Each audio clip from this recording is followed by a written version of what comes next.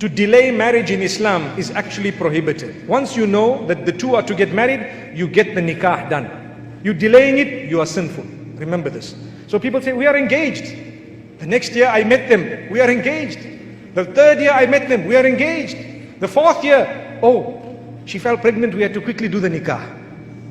It's happening in society. They were supposed to be married, get the nikah done, even if they are living separately. So what? Who said that as soon as you marry, you have to go to your husband's house?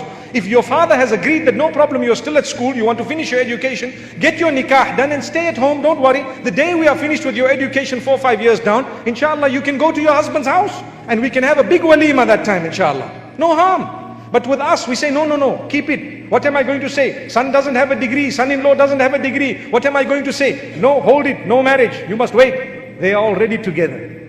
They are already together. And who is accumulating the sin? You are a part of it. A part of it. I'm not saying the entire sin, but you are a part of it. Why? You are a stubborn parent. That's what it is. Stubborn, really stubborn. Take that out. Learn from the sunnah of Muhammad sallallahu alaihi wasallam, where he teaches us when nikah is confirmed, get it done. When the time of salah comes, fulfill it. When a janazah happens to be in front of you, get them buried. You don't delay a janazah to say, you know what, let's just wait for 1 or 2 years, put him in the mortuary. Why? You know, more people will come, you know.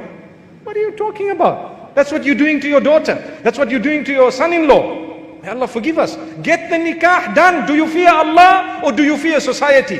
Get that nikah done. Don't delay. The two want to get married. Come on, let it happen. And they don't have to live together. Like I said, tomorrow when he's got a house, he can come ahead. MashaAllah. Qualification, degree, subhanallah. Some of the happiest marriages are to those who have no degree. Trust me. Some of the happiest marriages are to those who have no qualification. The man treats your daughter like she is a queen. He carries her on his back and walks around, mashallah. A guy with a degree. One wonders, I don't want to say won't do that, but one wonders what he does. May Allah subhanahu wa ta'ala forgive us. You're talking to me like this? I have a degree. Mashallah. PhD. You know, he'll tell his wife to call him Dr. So-and-so. I have a PhD. You don't address me like that? Allahu Akbar. May Allah forgive us. Really. You look at the man, if his deen is good, his character is good, reasonable, responsible person, get him married. How many of our parents had nothing when they got married? 30 years later, they developed wealth.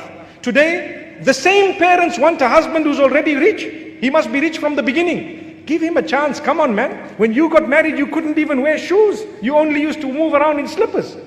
Allahu Akbar. And it took you 20, 30 years to develop wealth. And just because you've got the wealth, your daughter wants to get married. It's not like anyone is shoving it down her throat. And you are just saying no because perhaps the man doesn't have something. And who said? Allah says, إِن يَكُونُوا فُقَرَاءَ يُغْنِهِمُ اللَّهُ مِن فَضْلِهِ. You've chosen the right spouse. If the person is poor, Allah will bless them with His virtue, because Allah is the one who owns sustenance. How many people have got their daughters married to wealthy people? 10 years down the line, they lost everything.